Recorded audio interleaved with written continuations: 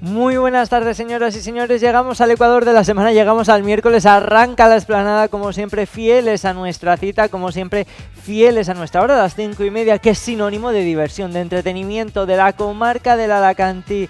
Hoy aún seguimos un poquito con esa estela del 25 de noviembre, ese 25 en el día de la erradicación de la violencia contra las mujeres, y de ello va a hablar nuestra amiga y colaboradora Dalia Rosas. Nos va a dar consejos para poder poner nuestra piedra, para poder ayudar a derribar esa violencia que se ejerce contra la mitad de la población, contra ellas, contra las mujeres.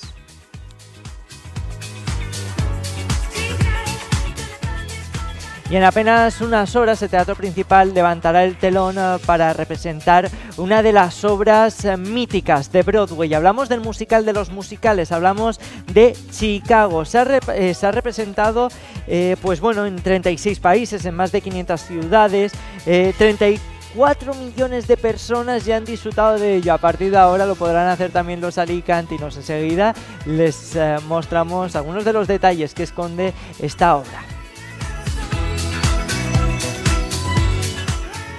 Primero paseamos con él, luego también viajamos y vivimos incluso. Hablamos de Titi, ahora lo recoge todo ello Gemma Over en un nuevo cómic. ¿Cómo? Mi vida con Titi. En unos minutos hablamos con la artista.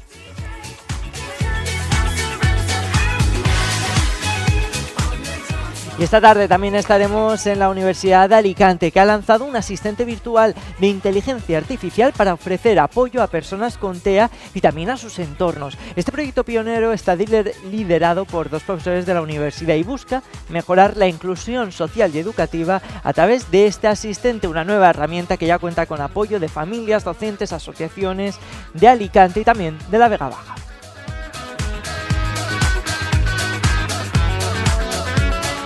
Qué importantes son todas estas herramientas y qué importante es la investigación. Todo ello y muchísimo más que les vamos a mostrar y que les vamos a invitar a que nos acompañen para descubrirlo. Así que súbanse a este carro, que es la explanada, porque nos vamos ya.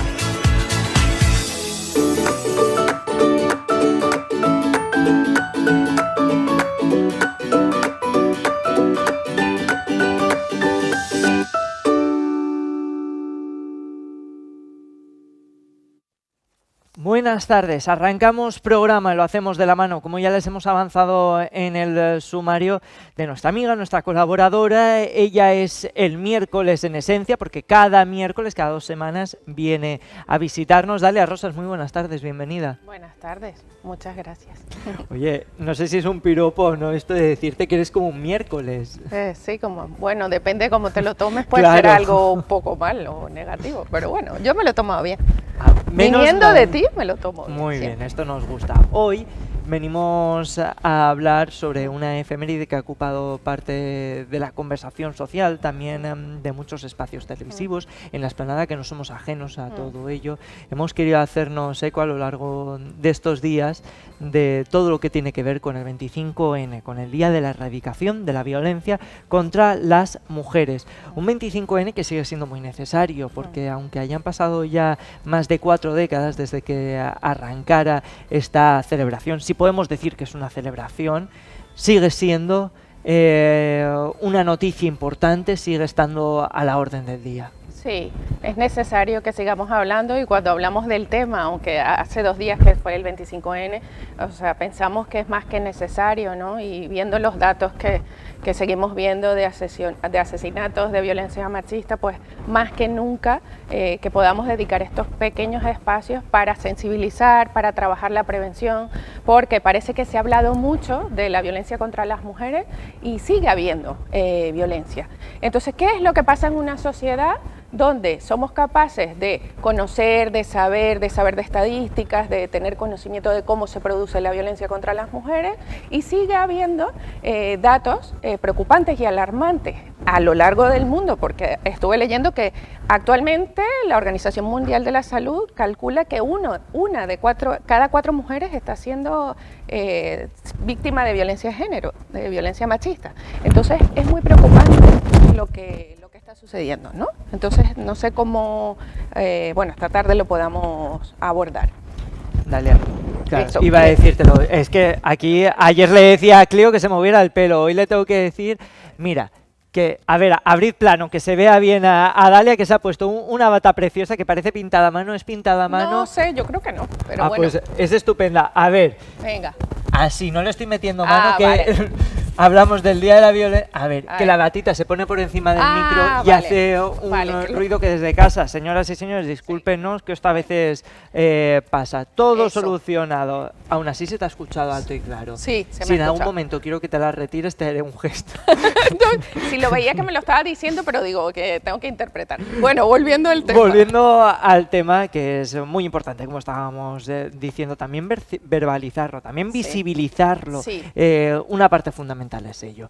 Hoy también vamos a dar algunos consejos, si te parece bien, y Sí. yo creo que hemos venido para esto, Sí. para que desde casa vean cómo con pequeños gestos se puede ayudar a esta erradicación de la violencia contra las mujeres. Partiendo de lo más básico, el otro día en una de las entrevistas que hacíamos, el lunes, lo comentábamos, a veces ponemos en duda a las víctimas, las revictimizamos sin darnos cuenta que quien realmente lo está haciendo mal es el agresor. Sí, sí, sucede mucho que hay, bueno, mujeres que cuentan su historia y según los protocolos, yo estoy ahora participando en el diagnóstico de salud mental del municipio de Alicante y tratamos este tema hace poco, ¿no? Cómo las mujeres que son víctimas de violencia de género cuentan su historia y tienen que contarlo no solo una vez, sino 2, 3, 4, en el médico, en la policía, a las familias, a los amigos. Entonces ocurre como una revictimización de la persona, ¿no? O sea, vuelve a vivir continuamente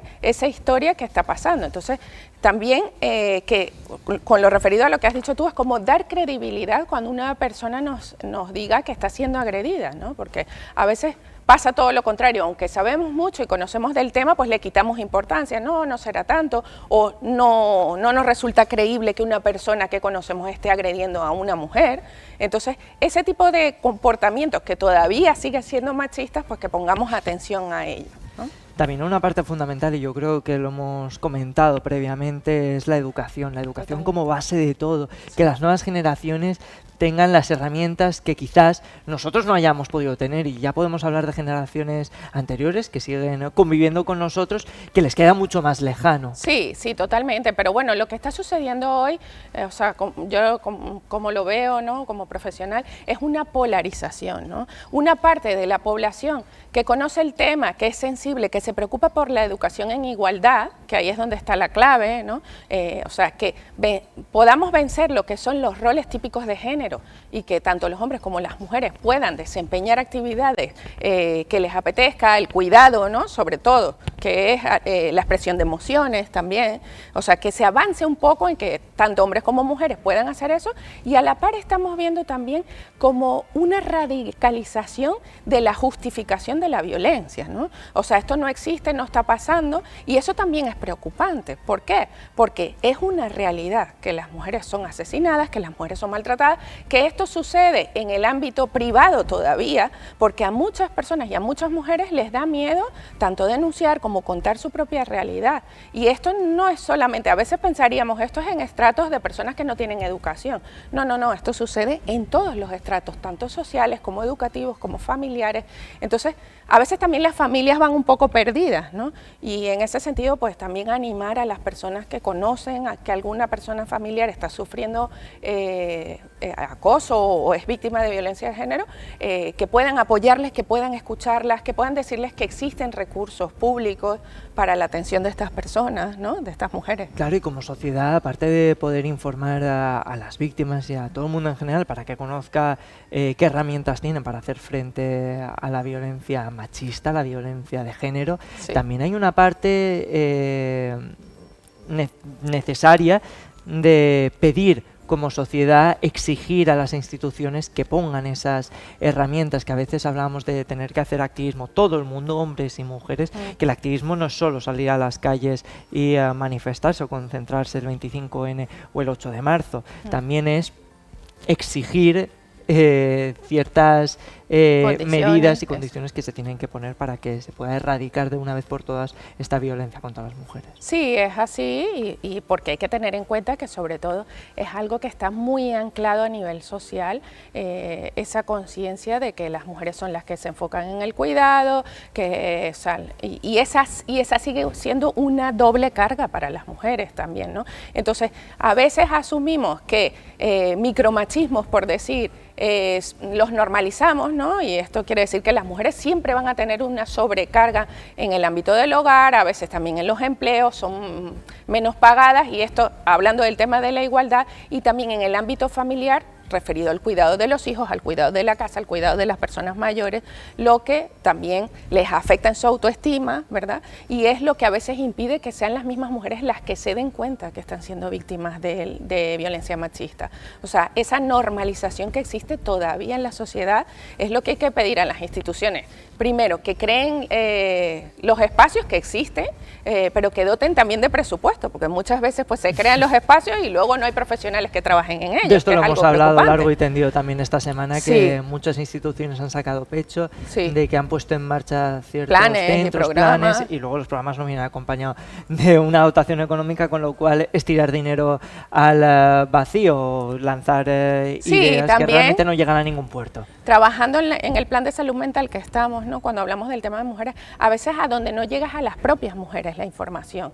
Entonces las mujeres desinformadas tampoco saben a dónde acudir, y con el miedo que produce la violencia, pues esto es como una doble discriminación también, ¿no? Luego hay una parte de mofa, de burla por parte de la sociedad, gracias a Dios es minoritaria, pero sí que existe y tampoco podemos darles la espalda. Tenemos también que entender que hay que hacer pedagogía aún a día de hoy. Con esto del consentimiento, lo de sí es sí, que parece que cuando se dice somos unos radicales de izquierdas, no, para nada, esto no va de partidos políticos. Lo del consentimiento real, ¿qué quiere decir esto del consentimiento y por qué es importante? Pues es importante porque es un respeto al libre albedrío y al derecho de la mujer a decir no. Y sí que a mí, por ejemplo, como terapeuta me resulta llamativo que todavía tengamos que estar hablando de esto, porque lo que está diciendo esto es que en las familias no se educa en el respeto. Y es el respeto a que si una persona te dice que quiere estar contigo, bien, y si no, no quiere estar contigo. Entonces hay una cultura de la violación que todavía existe y que es muy preocupante también, ¿no? Tanto por parte de las familias, que no se crea, que no se conciencia, ¿no? Bien, porque al final es desde ahí desde donde nace. Entonces es lo que tú dices, y no va de partidos políticos, aunque los políticos hacen mucha utilización del tema, pero sí que es de darnos cuenta y de decir, claro que no es no, ¿no? Yo más bien diría eso, porque sí es sí, eso como que lo entiende todo el mundo, ¿no? Pero el problema siempre lo tenemos con los noes. Entonces, bueno, yo creo que es hacer un llamado también a esa cultura de permitirlo todo y que todo está bien, y darnos cuenta de que hay una parte de la población que necesita mucha concienciación todavía. Y yo creo que es muy importante, y este mensaje a ver si cala profundo, que todo el mundo formamos parte de una sociedad que muchas veces, y bueno, que durante mucho tiempo ha estado lastrada por el heteropatriarcado, que hablamos, que no se lleven las manos a la cabeza, que es real, donde los hombres han tenido un gran peso, con lo cual aún nos tenemos que seguir mirando día tras día al espejo para ver qué hacemos mal, porque todo el mundo hacemos cosas mal, porque nadie está exento del machismo, porque lo hemos vivido desde pequeños, así que no tiene nada de malo. Lo bueno es que podemos seguir cambiando y podemos seguir mejorando. Dalia Rosas, muchísimas gracias por estar esta tarde con nosotros, por contribuir a que seamos una sociedad un poquito mejor. Sí, muchas gracias. Y ya para terminar, que creo que es indispensable, hace falta mucha formación en igualdad en todos los ámbitos, porque a veces las mujeres, aparte de que no tenemos voz, que cada vez nos vamos alzando más y ponemos nuestra voz, cuando la tenemos intentan quitárnosla, y tenemos que ser muy sensibles con eso. Mira, te estaba despidiendo. Te vamos a invitar que te quedes un ratito más. ¿Te parece bien? Sí, a mí sí, claro. A mí me encanta. ¿Te gustan los musicales? Muchísimo. Del 1 al 10, siendo 10 el mayor y 1 el menor. 9,5. Ostras, está, vamos, muchísimo, rozando la matrícula de honor. Pues no te imaginas el musicalazo que vamos a tener en el Teatro Principal de Alicante. ¿Sabes cuál es? Sí, Chicago. Chicago. Sí. Y mira, para hablar de ello, hoy tenemos a Jaime Zatarain. Muy buenas tardes, bienvenido. Muy Tenemos muchísimas buenas. ganas de poder charlar un ratito contigo porque es que os quedan horas para levantar el telón y para traer la música de Chicago aquí a Alicante. Eso es, eso es. Nada, nos queda muy poquito y vamos a estar de jueves a domingo en el Teatro Principal de Alicante con doble función viernes, sábado y domingo. O sea que tenéis 7 oportunidades maravillosas para venir a ver este musical clásico de Broadway en su última versión de Broadway, cuyos equipo directivo americano vino a dirigirnos a Madrid. O sea que es lo más auténtico que vais a poder ver de Chicago. Claro, preparando la entrevista hemos leído en uno de esos documentos que nos facilita la productora que realmente no se puede sacar de Estados Unidos este musical sin la supervisión de Broadway, es decir, que es fiel a lo que se representa al otro lado del charco. Es exactamente la misma versión que lleva tantos años representándose en Broadway y de hecho, bueno, a la vista está que no se puede hacer una versión libre aquí en España, tiene que venir el equipo americano a supervisarlo todo y a tener el proceso de los 2 meses de ensayo para montarlo y luego en la gira igual, en la gira han venido los directores americanos a supervisarlo cada X tiempo, a dar notas, bueno, yo creo que es una profesionalización muy constructiva de lo que es el espectáculo, ¿no? Millones de personas han visto ya esta obra, se ha representado en más de 36 países, 500 ciudades, 715.000 veces en 13 idiomas diferentes. Se dice pronto, hay vértigo cuando uno se pone en el papel de uno de los protagonistas de una obra que, como decíamos, es musical de musicales. Total, pues sí, siempre hay mucho vértigo y sobre todo encima cuando han hecho ya no solo un musical que le avala tantos años en cartel, ¿no? Que yo creo que es si no el más antiguo, de los más antiguos que hay ahora mismo, sino también porque se ha hecho la película del musical y ha sido un taquillazo. Sí, hay mucho vértigo, pero bueno, también hay mucha ilusión, es un sueño cumplido, yo creo que para todos los que estamos haciendo este musical y nos puede el trabajo y los ensayos y la ilusión y el trabajo en equipo, o sea que es una maravilla, es un sueño hecho realidad. De pecado mortal a aquella persona que no sepa de qué va Chicago. Se ha interpretado muchísimo, como ya hemos dicho, con los números. Desde la década de los 70 se lleva haciendo en Broadway. En el año 2002 fue uno de los bombazos en la taquilla. Se llevó Oscars, Globos de Oro, diferentes premios. Pero vamos a recordarle, a refrescarle, por si hay alguien que se nos haya perdido y no recuerde la historia, ¿cómo es Chicago? ¿De qué va este musical? Bueno, pues a ver, así hablando en grandes rasgos y para no hacer spoiler, que yo creo que todo el mundo conoce la historia, es un musical que nos habla de las miserias más miserias que todos los seres humanos tenemos, aunque no todos llevamos a la misma praxis, como es el caso de estas dos protagonistas que están en una cárcel de mujeres, bueno, pues por un delito de imprudencia gordo, que no quiero desvelar tampoco, y entra mucho en juego la importancia de la prensa y de la fama y de cómo a veces cobra más importancia el cómo tú vendas un evento por encima de lo que ha pasado en realidad, ¿no?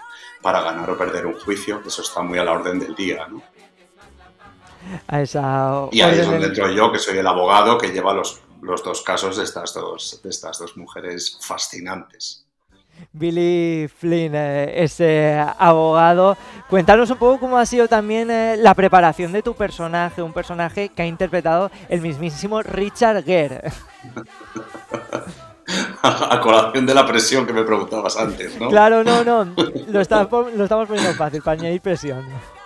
Pues a ver, a mí, yo la verdad que cuando me dijeron que iba a interpretar este papel, yo entré para la gira, entonces tuve unos tiempos distintos porque además el espectáculo ya estaba hecho desde Madrid y eso tiene su parte buena y su parte no tan buena. Su parte buena es que ya tiene un ritmo el espectáculo y es fácil entrar en él y adaptarte a él, pero bueno, mi mes de ensayos no me lo quitó nadie, y encima es un espectáculo en el que partitura, coreografía e interpretación es una sola cosa, está lleno de marcas, todas las coreografías aportan a la historia, cuentan algo, cualquier movimiento que hagan los personajes están contando algo de la historia, entonces es un espectáculo muy complicado, muy bien engranado y que no te puedes despistar ni un segundo, no hay mucho espacio para la improvisación tampoco porque está todo medido, la música es importantísima en este espectáculo y es la que marca un poco todo el ritmo y todo el tempo.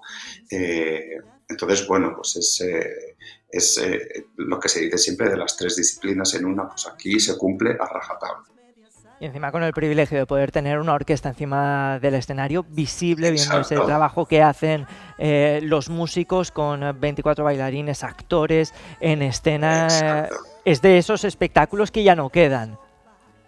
Es de esos espectáculos que ya no quedan, exactamente. Eso es lo que nos decía mucho el equipo americano, ¿no? Que ahora mismo el panorama musical ha tomado una dirección muy distinta, ¿no? Y este es el único musical que se ha ido adaptando a todas las fases del teatro musical de todos los tiempos.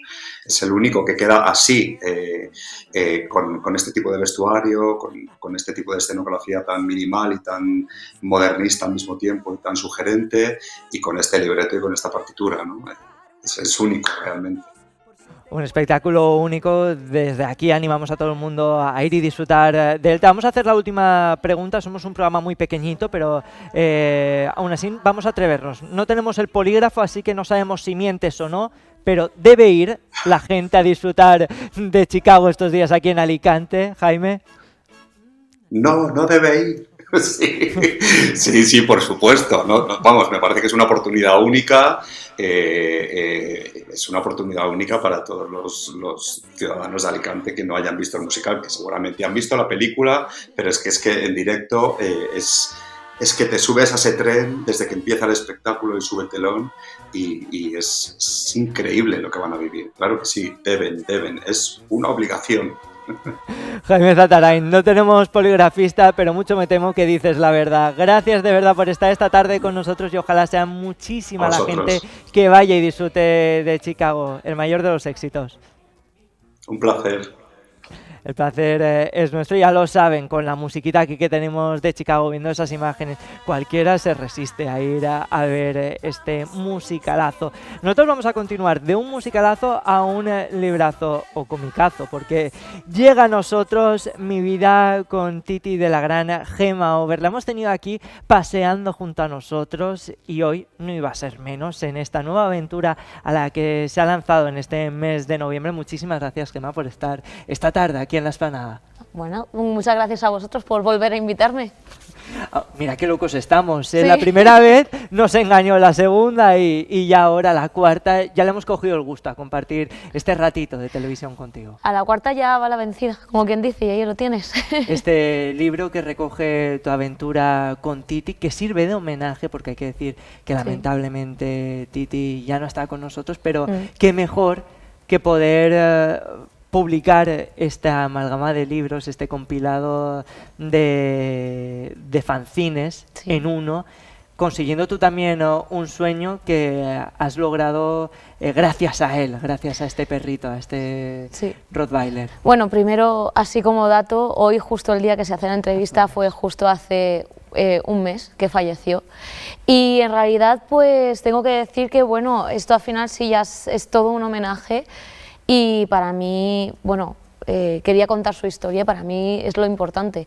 Y la gracia, bueno, no es que sea realmente porque hablando con mi editora, sobre todo, que ha estado súper implicada de Esfera de los Libros, que es la editorial madrileña, que ha confiado en mí para contar esta historia, me comentaron precisamente, no, queremos la historia de los fanzines, y yo pensando, yo no puedo dar a la gente que ya tiene los fanzines lo mismo. Entonces, lo que sí que he hecho ha sido una reestructuración, lo he redibujado, lo he reescrito, lo he rehecho todo para que por fin contar la historia desde el principio, desde que conocí a Titán, que ahí nunca lo pongo, desde que conocí a Titán hasta que ya pues tiempo atrás, no voy a hacer spoilers, pero sí que cuento la historia añadiendo cosas de que sí que aparecen por supuesto en los fanzines, las mejores anécdotas, pero luego también hay muchas otras que no salen y hay mucho, sobre todo el hilo conductor de por qué Titán se queda conmigo o toda la trama de detrás, que tú ya sabes cuál es, pues ahí ya lo cuento más en profundidad y hago más hincapié, que es básicamente el salseo, lo que le gusta a la gente. Me gusta mucho porque me ha recordado un poco a Rocío Jurado, que tenía un anuncio maravilloso anunciando un barniz que decía: es lo mismo, pero no es lo mismo. Exacto, sí, es igual. Esto es igual, ¿no? Es igual, es lo mismo, sí, pero no es lo mismo. En este caso, como decías, profundizas un poquito más en una trama amorosa que traspasas, ¿no? De un humano a un perro. Sí. Primero empiezas este cómic, podemos decir que es un cómic ya, es un ¿no? cómic, Vale. Además ya lo han catalogado como novela gráfica, cosa que es... más bonito aún, ¿no? Hombre, claro, más bonito y más de... Oh, es que yo he escrito una novela gráfica. Pues vamos a hablar con propiedad. Esta novela gráfica empieza con el amor hacia una persona, hacia un humano, y acaba hacia un perro. Hay mucho salseo, como tú dices, hay una ruptura de por medio, aviso, spoiler. Y también hay muchísimas aventuras que has vivido de la mano de Titán, por ejemplo. Una que tienes con la policía, que es súper graciosa, porque un día te paran ahí en medio del paseo del Postiguet prácticamente y te dicen: ¿qué está pasando? Que este perro no lleva bozal. Y es que Titán sabía quitarse su propio bozal. Sí, sabía quitarse su propio bozal porque él tenía un bozal de tela. Y claro, el tema es que él había cogido el truco y si no es con la pata, si no es con su propia pata o si no era resegándose con cosas, sabía quitárselo.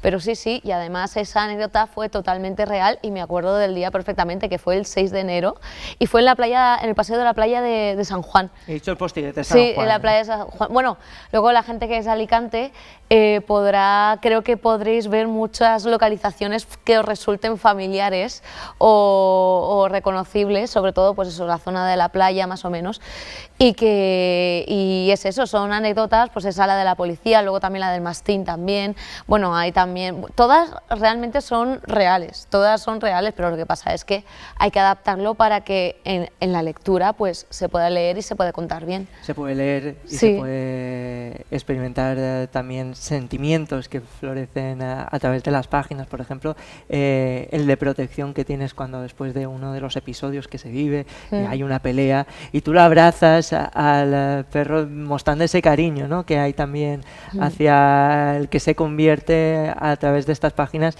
en tu mejor compañero. Sí. No, yo además es que en ese momento fue muy emocional, intenté trasladarlo tal cual porque fue muy intenso y sobre todo sentía ahí, justo después, que sabía que era muy injusto, porque también quiero hablar un poco sobre todo ahora con la nueva ley de protección animal, que si un perro, ya el que sea, ya tiene que tener seguro, porque antes podías tener o no, si te pasaba cualquier cosa, por lo que sea, y tiene que tener pues diferentes cosas en comparación con y luego yo para el tema de tener un potencialmente peligroso tengo que tener un psicotécnico, tengo que tener, que es prácticamente el mismo examen que te hacen para poder tener tenencia de armas, por ejemplo. Entonces, si yo tengo que pasar por ciertos exámenes y yo educo a mi perro y lo ve en un veterinario y dicen que está capacitado para pasear por la calle, ¿por qué tiene que tener bozal? También es verdad que es un perro con una mandíbula muy potente y demás, pero si cualquier otra raza, como me ha pasado muchas veces, ya sea yo con Titán o yo sola, pues han ido a atacarme, o a otras personas, como es que en mi caso, por ejemplo, el mío, cuando le vayan a atacar no puede ni defenderse, porque en ese momento yo sabía que era por indefensión de no he podido defender a mi humana porque tenía esta cosa, ¿sabes? Que tampoco hago apología a la violencia ni nada, pero es una situación que ves totalmente injusta.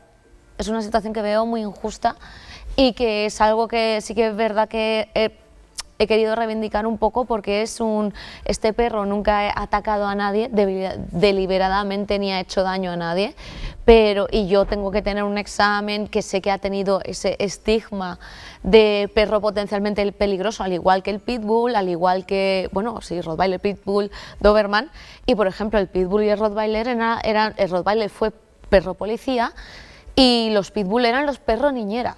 Era lo que se encargaban de cuidar a los niños sobre todo en el siglo XIX, en el siglo XX, a principios del XX. Entonces, como te explicas, claro, ya lo que piensas ya no es la raza, es el uso que se ha utilizado a ser un perro totalmente potente, de una forma u otra, luego las mezclas que se han hecho, porque luego también está el Rottweiler americano, que pesa unos 80 kilos, que es como un caballo, es una cosa así, y sí que es verdad que notas que es un poco injusto. Entonces ahí sí que hago una reivindicación de decir por qué tiene que llevar bozal cuando he pasado todo este tipo de exámenes y ni siquiera puede defenderse, por ejemplo. Nos estamos quedando sin tiempo para más, pero también hemos aprovechado sí. esto para hacer reivindicación. Volviendo otra vez al libro, el próximo día 30, sí. este mismo sábado, sí. tenemos una cita en Ateneo Comics, es decir, ahí en la calle Serrano, creo que calle es, Serrano, ¿no? número 10, sí. A partir de las 6 de la tarde estarás presentando y firmando, sí. ejemplares de este cómic. Sí, y además estaba presentando, que todavía no lo había dicho, esto es exclusiva. Ponemos música de exclusiva, no te preocupes. Ponemos música de exclusiva. Flavia Bernárdez, que es entre otras, la cabeza de Divulgacine, el Festival de Divulgacine que se hizo aquí en Plaza Séneca. Y bueno, ha tenido el placer de ser liada por mí, por decirle, oye Flavia, vente y preséntame. Y ella pues ha aceptado, y yo encantadísima, porque conoció a Titán, me conoce a mí de hace ya años y para mí es un placer y se ha leído también los fanzines. Y cuando tiene el cómic, pues ya es como no podía tener a alguien mejor que lo presente. Los fanzines, que como decíamos es lo mismo pero no es lo mismo, ¿por qué lo tiene que leer la gente? Porque aquellas personas que se han embarcado a acompañar a Titi o aún no lo conozcan, ¿por qué tienen que tener uno de estos ejemplares en sus casas? Primero porque, bueno, es una historia de amor. Pero es una historia, pero a mí yo también tengo que decirlo, yo no soy subjetiva en este sentido, pero lo que sí que puedo decir es que toda la gente que me ha hablado de ello, es que me ha hablado cuando se lo han leído, es que todo el mundo se siente identificado pese a no tener perro. O sea, el tema de tener perro es otro personaje, es muy importante, pero ya puede ser tu perro, puede ser tu hijo, amigo, quien sea, pero también habla de una ruptura y de un duelo, y sobre todo pues que ese proceso lo hemos pasado todos, por desgracia, y que todo el mundo, y es eso, a mí todo el mundo me ha dicho que no solamente se siente identificados, sino una de las palabras que me dijeron es algo que te calienta mucho el corazón. Oye, qué bonito. Ya. Pues que sigamos calentando el corazón a través de las páginas. Y como decíamos, un homenaje a Titi y un homenaje sobre todo también a esos perros potencialmente cariñosos que demuestras en este libro, en esta novela gráfica. Sí. Gracias de verdad, Gemma, por estar esta tarde con nosotros. Muchas gracias a vosotros, y nada. Señoras y señores, aquí tienen este maravilloso cómic que puede ser también de ustedes si lo compran, evidentemente. Vamos a continuar y lo hacemos de la mano de nuestra compañera Isabel Montaño, como hemos dicho, y vamos a estar en la Universidad de Alicante, ahí se ha trasladado. Muy buenas tardes, Isabel, cuéntanos, ¿con quién te encuentras? ¿Qué tal, Carlos? Así es, nos hemos desplazado hasta la Facultad de Filosofía y Letras para conocer al asistente, que está siendo toda una revolución, el asistente TEA. Para que nos amplíen más información de este asistente, contamos con la psicóloga Esther Heredia. Ella es también profesora en la Facultad de Educación aquí en la Universidad de Alicante. Buenas tardes, Esther. Hola, ¿qué tal? Buenas tardes. Pues vamos a conocer más de este asistente. Yo le digo asistente TEA, pero tiene otro nombre más específico, ¿no? Bueno, tiene otro nombre más internacional, porque ya sabéis que el inglés es el idioma más internacional, entonces se llama ASD, Autism Spectrum Disorder Assistant, pero bueno, como estamos hablando para población española, pues mejor poner asistente TEA y ya está, para que la gente lo entienda. Todos, sí. ¿Cómo nace la idea de este asistente? Pues mira, sobre todo nace por la inquietud de dos profesores, yo y Antonio. Yo por mi experiencia profesional me he dedicado 16 años a trabajar con personas TEA y con sus familias, y luego también porque yo me dedico en la universidad a formar a docentes o a futuros docentes de magisterio de primaria y de infantil sobre las necesidades educativas especiales, y el TEA pues forma parte de esa necesidad educativa especial, y entonces surge entre la revolución de la IA que estamos todos viviendo, ¿no? Y cómo la IA puede usarse como una herramienta que ayude a estas personas con TEA y a los profesionales, a las familias, a integrarse mejor en la sociedad, a aprender bien en las escuelas y, en definitiva, a tener una muy buena calidad de vida. A ver, a la hora de la docencia, ¿no? Y también en casa, no podemos o no se debería de tratar de la misma manera, ¿no? A lo mejor se debería de educar de una manera especial o diferente a personas con distintos espectros. Sí, bueno, el TEA tiene un espectro muy amplio. Con el DSM-5 podemos recoger desde el grado 1 al grado 3, que es el libro de trastornos mentales de la Asociación Americana de Psiquiatría y Psicología, pero el espectro es muy amplio. Entonces, el asistente está pensado para que se individualice a las necesidades de cada usuario o cada persona que quiera preguntar por un caso específico. De manera que si una familia, una madre, un padre tiene una duda sobre una conducta disruptiva, una conducta pues de rabieta de su hijo porque no entienda lo que está pasando, o desde el punto de vista de los profesores, de los docentes, cómo tratarlo en la clase, cómo fomentarle que tenga unas buenas habilidades sociales, en definitiva, que esté incluido y que esté con plena integración en el aula, como promulga también la LOMLOE, la Ley Educativa del Ministerio, pues el asistente está preparado para dar una respuesta individualizada a cada situación o a cada niño con necesidades educativas individuales y específicas. Ahora mismo, ¿en qué fase se encuentra este proyecto de este asistente TEA? Pues mira, estamos en una fase ahora de proyecto piloto, recabando información, probándolo. Yo he hecho pruebas con mis propios alumnos de pedagogía terapéutica, de PT, para que ellos lo utilizaran, me dieran un poco del feedback, ¿no? La respuesta de cómo lo veían, si lo veían resolutivo, si no. Ellos incluso, porque la gente joven con las nuevas tecnologías, pues saben ustedes que es más ducha, ¿no?, que nosotros, y enseguida compararon el asistente específico nuestro con la IA en abierto, ¿no?, la versión gratuita, y los propios alumnos se sorprendieron de las respuestas que daba el asistente de TEA, que eran más específicas y no tan genéricas, y entonces les daba una información que para ellos las valoraciones fueron muy valiosas. Luego también, como os comentará luego Antonio, pues también hemos pasado con familias, con profesionales, con docentes que tienen, orientadores, maestros de PT y maestras que tienen estos niños en clase con esas dificultades que muchas veces el docente a lo mejor no ve la salida o no se le ocurre nada, pues que el asistente le arroje un poquito de luz y le dé algunas ideas para probar con ese niño o esa niña en el aula y que pueda el niño pues tener una buena evolución y un buen aprendizaje. Muy bien, pero aparte hay un proyecto todavía más grande, ¿no? Sí. Cuéntanos. Pues mira, hemos empezado ahora mismo, bueno, el TEA es el que está más trabajado, el que estamos más desarrollando, más recogiendo ahora mismo todos los datos, pero la idea es, a través de un proyecto docente de redes de aquí de la UA, es ampliarlo a otras necesidades educativas especiales. Ya hemos creado el de TDAH, el de trastorno de hiperactividad y déficit de atención, y nuestra idea es pues, ampliarlo a todas las necesidades educativas de pues, problemas de lectoescritura, dislexia, altas capacidades, problemas emocionales, de ansiedad, depresión que pueden vivir los estudiantes en algún momento de su vida. Y estamos, pues, bueno, estamos cogiendo datos también sobre todo de la población universitaria gracias al CAE aquí de la universidad, pero nuestra idea es poder en un futuro generalizarlo, hablar con Consellería de Educación y generalizarlo a colegios de infantil y primaria, incluso institutos, para que los profesores ya de secundario, de primaria o infantil puedan usar la herramienta y los propios interesados, los propios usuarios. Como experta, ¿no?, aparte de psicóloga, también docente, ¿crees que este tipo de asistentes será cada vez más útil dentro de nuestra sociedad, dentro de la sociedad también de la comunidad educativa? Sí, porque muchas veces pues, en las facultades pues, damos muchísima teoría y bueno, también práctica, ¿no?, porque también los alumnos van a hacer prácticas, pero es verdad que muchas veces, aunque llevemos también incluso años de experiencia con alumnos, nos podemos atascar en algún momento de decir, uy, es con este alumno que intento, que pruebo, no me está saliendo bien la metodología que estoy implementando, y entonces el asistente lo bueno que tiene es que puede arrojarte luz.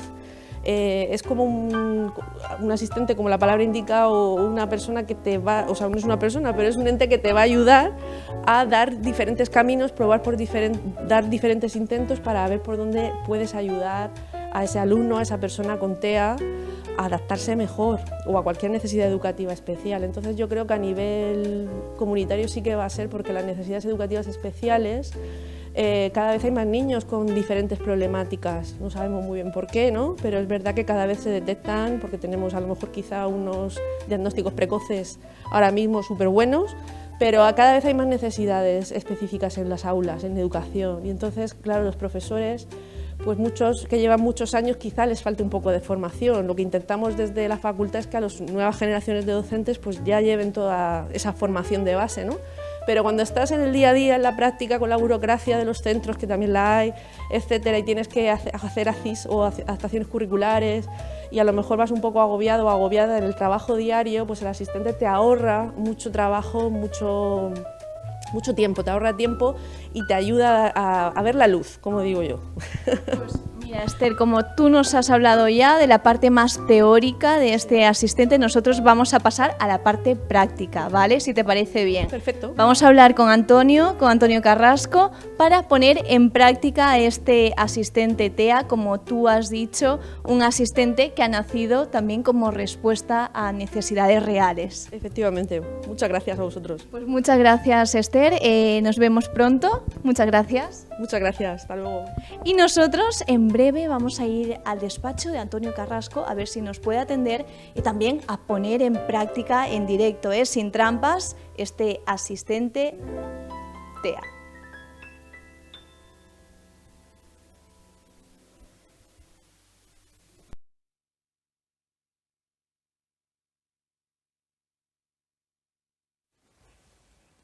Esperen, claro, madre mía, qué crisis de si a mí no me dan un infarto cada día, esto no puede ser. ¿Han visto mi cara de pánico? ¿Han visto cómo manipulaba el micrófono? Ya está, solucionado, menos mal. Vamos a lo siguiente, gracias Isabela, ahora sí, a ver si le llega. Vamos a continuar, lo hacemos con una cata de vinos, y es que ayer nos quedamos con ganas de más. Ayer hablamos de cava con Clio y también del champán. Pues hoy vamos a hablar de los vinos, de los buenos, de los de aquí, de España. Vamos a verlo, vamos a verlo.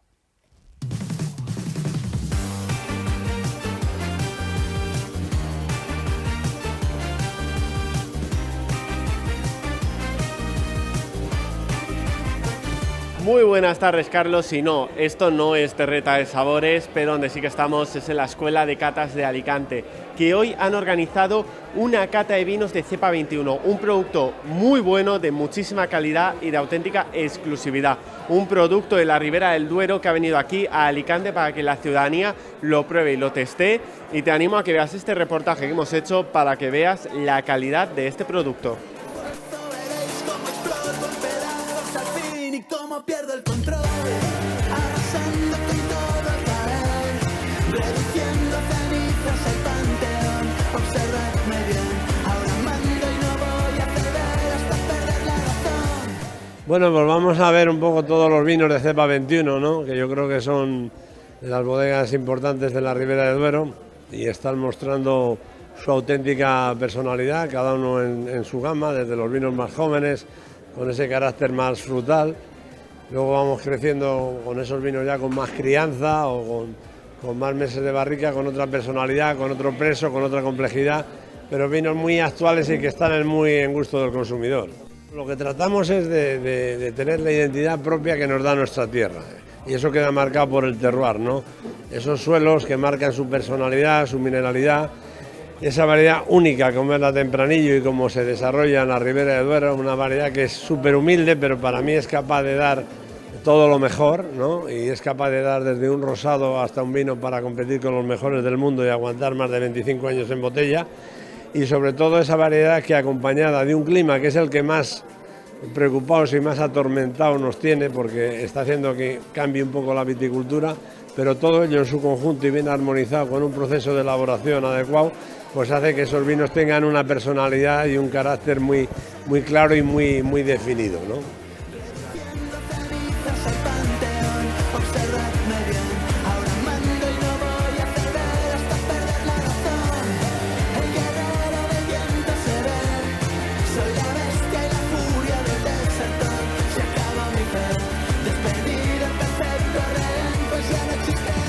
Sin duda, yo creo que si hay adjetivos comunes y y característicos en los vinos de cepa 21 son vinos amables, son vinos donde la fruta impera siempre por encima de la madera, donde hay una perfecta armonía y sobre todo elegancia y algo que demanda el consumidor de una manera importante, frescura. La frescura hace que, digamos, el trago, por así decirlo, la forma de entender, la forma de maridarlo con un plato, pues sea súper agradable y te invite a beber más, en el sentido de querer disfrutar más con el vino. Cuando hablamos de la frescura de un vino, yo creo que en vez de el tanino dar vueltas por la boca, las características que forman la estructura del vino dar vueltas por la boca, nosotros somos los que vamos a buscar esos matices en la boca porque nos muestran y nos dan una gran satisfacción y un gran relax y satisfacción en definitiva, ¿no?, a la hora de catarles y maridarles con cualquier tipo de comida.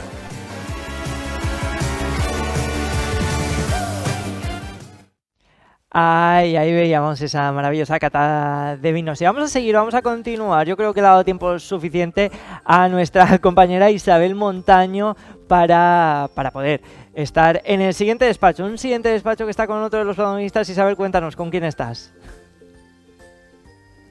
Así es, Carlos. Ahora toca, después de conocer este asistente virtual, ponerlo en práctica. Y para ello vamos a hablar con Antonio Carrasco, que es profesor de Historia de la Universidad de Alicante y coordinador del programa Acción Tutorial de la Facultad de Filosofía y Letras. Vamos a intentar no molestarle mucho porque ahora mismo estará trabajando. Buenas tardes, Antonio. ¿Podemos pasar? ¿Sí? Dice que sí, vamos allá. Bueno, pues Antonio, buenas tardes. Hola, ¿qué tal? Buenas tardes. Nos ha hablado Esther de este asistente virtual, de cómo surgió la idea, de todo lo que habéis avanzado en este tiempo, pero ahora, ¿qué te parece si lo ponemos en práctica? Perfecto, vamos a hacerle alguna preguntilla. Venga, pues vamos allá. Primero, con el ordenador, con el teléfono también se puede, ¿no? Sí. Se puede hacer las preguntas directamente desde el ordenador o incluso se puede hacer la pregunta por teléfono, que es algo bastante más cómodo.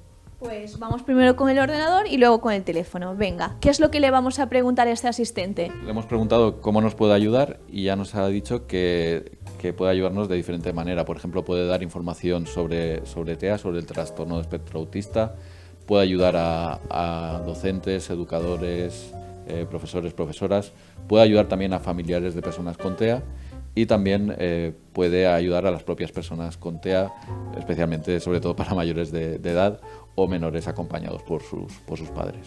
¿Qué te parece si elegimos algún caso específico y continuamos con la pregunta? Vale, voy a preguntarle cuáles son los síntomas habituales de una persona con Asperger. Vamos ahí tecleando. Y ahí sale, ahora va a empezar a generar la respuesta. Es una respuesta bastante desarrollada, mucho más que si le hiciésemos esta misma pregunta a ChatGPT a pelo, la versión gratuita. Tiene una base de conocimientos formada por unos 60 o 80 artículos científicos y libros sobre la materia. Y bueno, pues aquí ya vemos que los síntomas habituales son las dificultades de interacción social, también tienen patrones de comportamiento repetitivos o intereses muy restringidos, muy especializados. También su comunicación es un poco complicada, tienen hiper o hiposensibilidad sensorial y bueno, como veis, pues el asistente da información general sobre cuáles son esos síntomas de las personas que tienen TEA. Ahora, si quieres, le voy a hacer otra pregunta, y es que creo que tengo una alumna con TEA en clase. ¿Qué debería hacer? Antonio, esto es totalmente novedoso, ¿no? Y además muy útil pues para los docentes, también para las madres que tienen hijos con algún tipo de esta enfermedad. Y No es tanto como una enfermedad, es un espectro. Simplemente son personas que piensan de una manera diferente, metodológicamente diferente, pero no es una enfermedad realmente.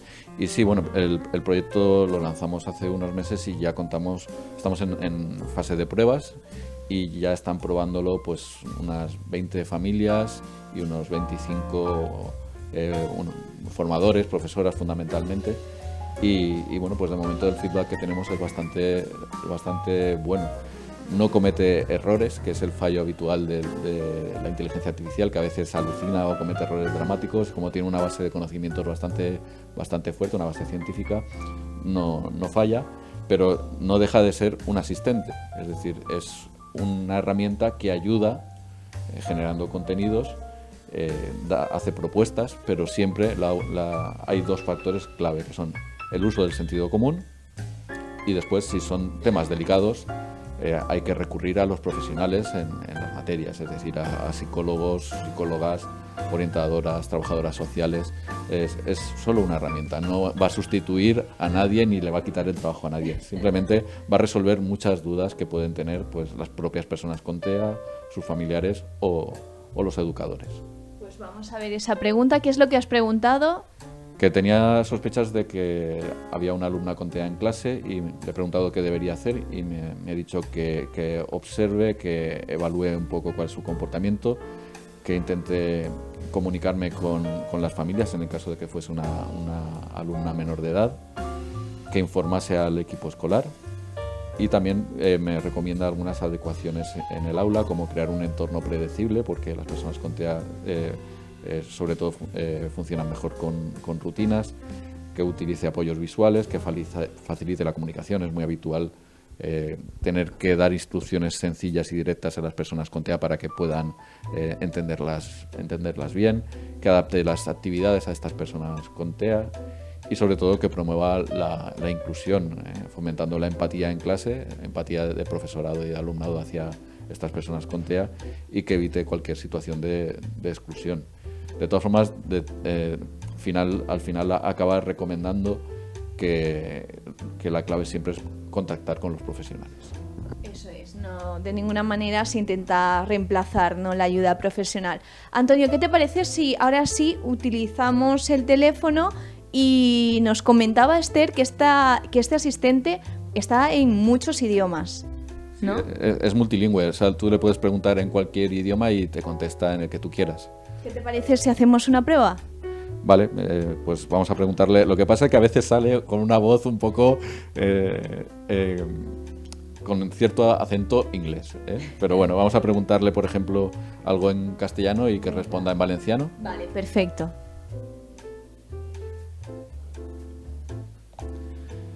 Tengo una alumna con TEA en clase, soy profesor de universidad. Me gustaría que le dijeses a la alumna que está aquí a mi lado cómo debería actuar un profesor, para que ella no tuviese ningún tipo de barrera en su aprendizaje.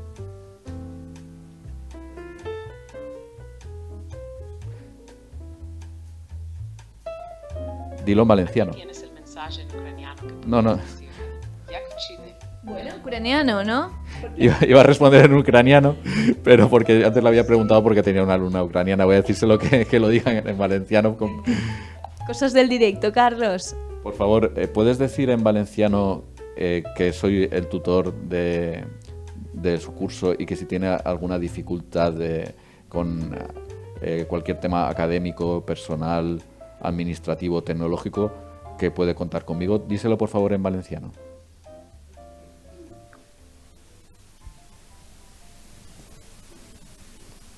Per descomptat, si tens. Soc el tutor del teu curs i si tens qualsevol dificultat amb algun tema acadèmic, personal, administratiu o tecnològic, pots comptar amb mi. Si necessites afegir alguna cosa més, només cal dir-m'ho. Perfecto, perfecto. Bravo, un aplauso. Vamos, en casa también. Antonio. El acento no era muy bueno, pero lo he intentado, ¿eh? Bueno, de momento, este asistente está teniendo éxito. Me comentabas también que lo habéis puesto como proyecto piloto, ¿verdad? Pero ¿cuál es la idea? Pues la idea es desarrollarlo lo máximo posible y que puedan utilizarlo en la vida cotidiana las personas con TEA y sus familiares y que sea una herramienta de apoyo para educadores y profesores que tienen personas con TEA, porque creo que es fundamental no solo dar este apoyo, sino también sensibilizar el TEA, que la gente sepa que realmente no es una enfermedad, que las personas con TEA simplemente piensan de otra manera diferente, pero que con ciertas adaptaciones son capaces de hacer absolutamente todo. Y ya por último, Antonio, más o menos el tiempo en el que tenéis previsto implantarlo aquí en la Universidad de Alicante. Pues es un tema complicado porque de momento estamos en pruebas y después queremos esperar a que la Universidad de Alicante tenga su propia inteligencia artificial y queremos incluirlo dentro de la inteligencia artificial propia de la Universidad de Alicante. Será como un servicio más, pero no te puedo decir plazos porque sé que nuestro servicio de informática está trabajando en el desarrollo de su propia inteligencia artificial. La idea es no depender de ChatGPT, sino tener nuestra propia herramienta. Una buena idea, una buena iniciativa y un buen asistente. Muchísimas gracias, Antonio. Gracias a vosotros. Y nada, esperamos que tengas una buena tarde. Muchas gracias por abrirnos las puertas de tu despacho. Te dejamos seguir trabajando. Muy bien, muchísimas gracias. Bienvenido siempre cuando queráis. Pues Carlos, no vamos a molestar mucho más a Antonio, pero hoy hemos conocido este asistente que lo que tiene como objetivo es hacer que la educación sea más igualitaria para todos los estudiantes.